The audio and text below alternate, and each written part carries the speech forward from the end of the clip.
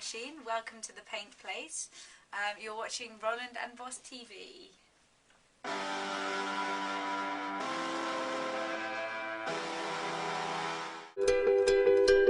Happiness hit her. Isabella, thank you so much for inviting me down to what we've aptly named the Schloft. The Schloft. That's right, okay. Because it's somewhere between a shed and a loft. Shed and a loft. A bit later, when I swing the camera around, we'll be able to show you about.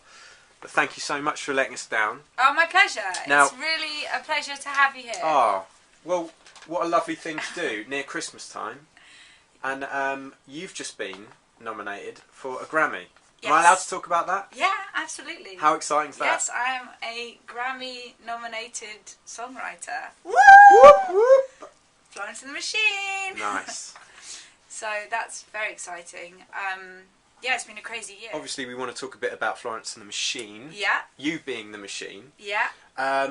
Where did you first hook up and start writing music? Well, I had a little tiny studio around the corner, Yeah. and Flo was going out with this guy who was in a band that I'd like taught by. I'd sort of was teaching myself how to use all the equipment, so I was like doing remixes for this band. Yeah. And then she came to a party once at the studio, and I was like, wow, she can really sing. But I was only interested in making rap with rappers, and then sampling stuff and all that kind of geeky stuff. And then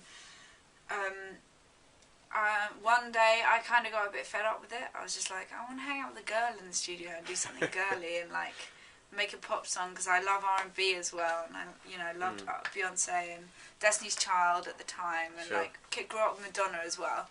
So I was just like, why not? And then she was like skipping around one day, and I was like, Flo, what are you doing today? Do you want to come and make a song with me? And she was like, yeah, sure.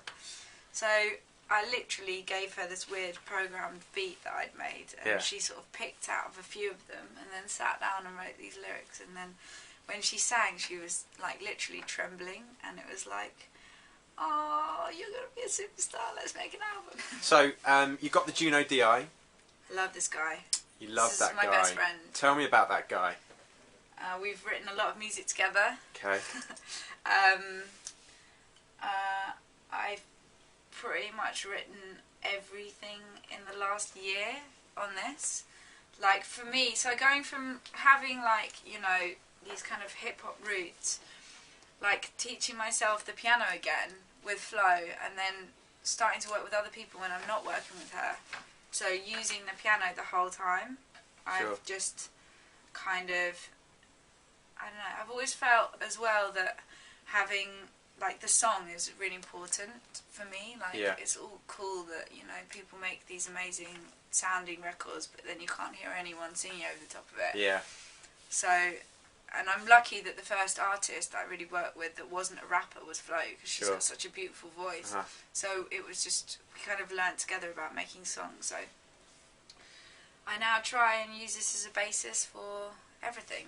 So sometimes I'll start with a beat, sometimes I'll start with a piano riff, and then since having this, I've been able to write guitar riffs, because I can't play the guitar. Absolutely. So now I can. Or at least sketch out ideas and then get somebody to re-record them. So we've had quite a lot of fun together. Fantastic. Last year. And also I use it live because I'm in the band now. So I've got 2 Roland keyboards that I use on stage, and we do all kinds of crazy stuff. Yeah, I use it literally for the simple noises. So I've got like string setting, keyboard, using organ on dog days. I've started using synths and arpeggiating things, but we're only just starting to write the second album. So, because we had like the whole first album was really organic. It was all like writing parts that kind of suited Flo's voice, but that we can imagine real instruments playing. Okay. So it'd be like writing violin parts, and then writing an organ part, and then re-recording that sort of stuff. Sure. So, this time round, we're like attacking it in a different way. We're kind of going, let's make some synth noises, and like, who cares about real instruments? Florence and I are back in the studio to do album number 2. Album number 2.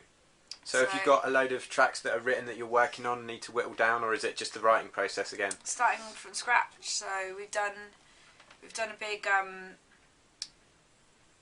like choral thing that's got a really nasty beat in it. So I use the choir sound on this. Wicked. And I was like, how like struggling with this idea for ages.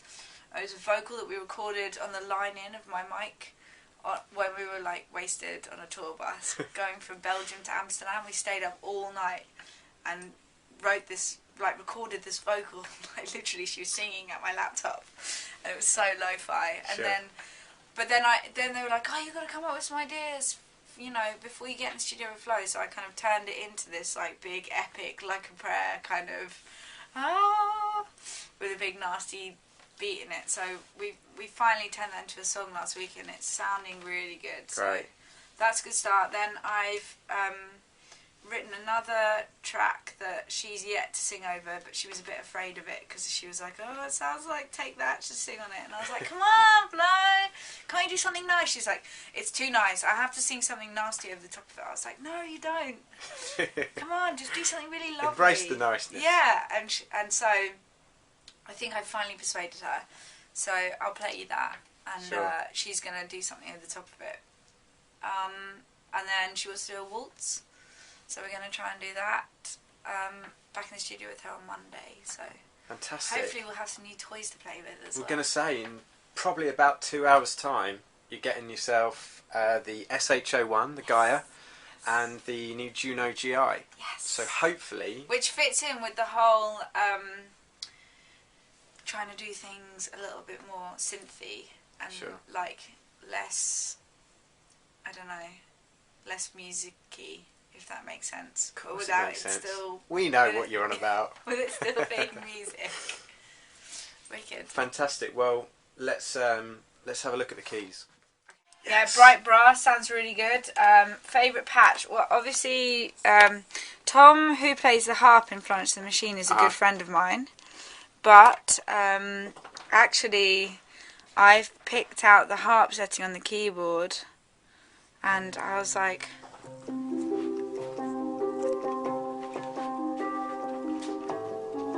oh no, sorry, how's it go?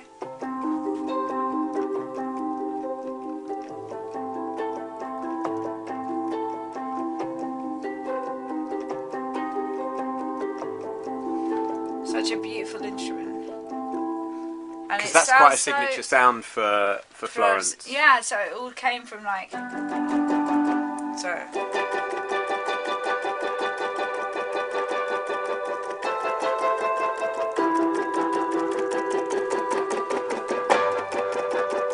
I think there's pedals on.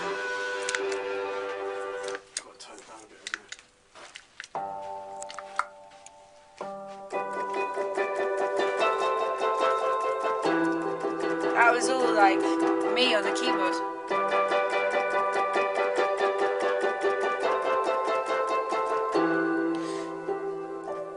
Because it's such a beautiful noise, and I use it on pretty much everything. And then Tom will often replay what I've written, but we'll always use the harp setting to begin with. Sure.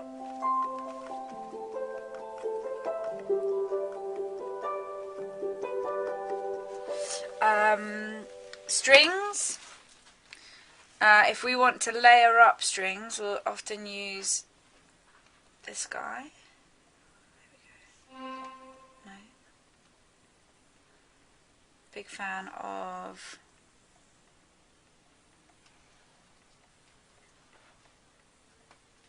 oh, we use pits on everything. Blinding.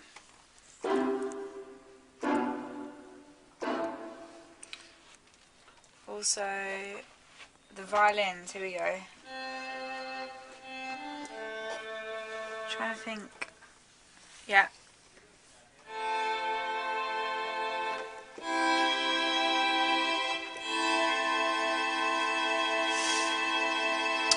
And recently, I've been really getting into the arpeggiated button. Aha. Everything on the synth, it's so good. The arpeggiator is so good.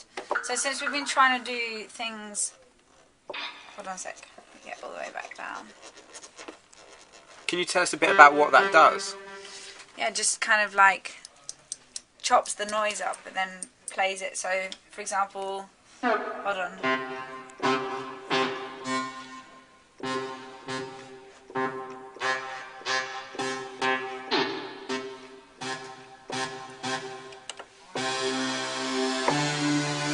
And then if you arpeggiate it, Yeah. let's go back to sequence 1.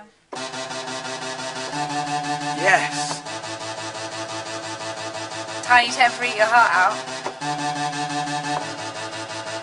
I've been doing this for bass lines.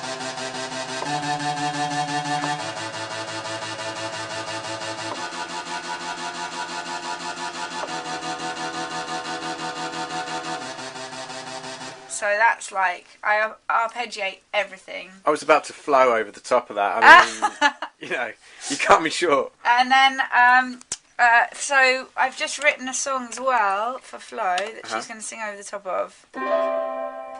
Because it's so beautiful.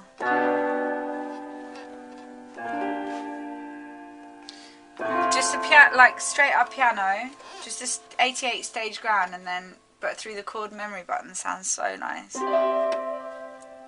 Remember, it kind of goes.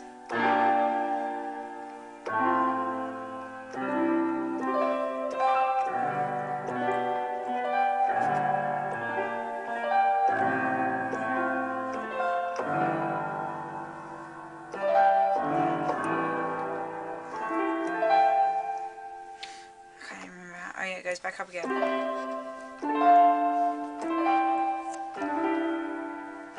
So Nice. like even if we just use them for writing, Yeah. I'm particularly a fan of the rock ones. Sound good. Okay, so we're on rock kit.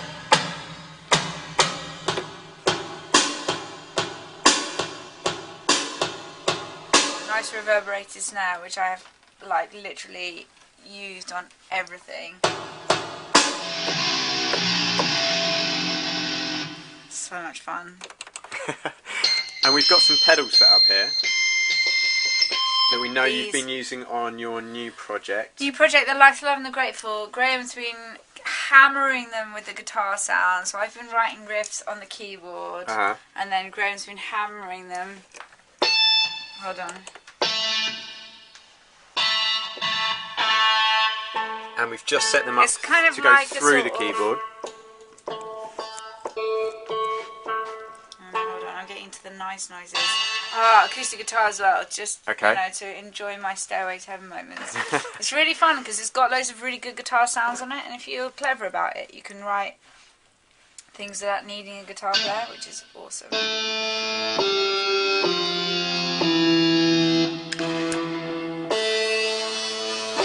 See, who needs a guitar?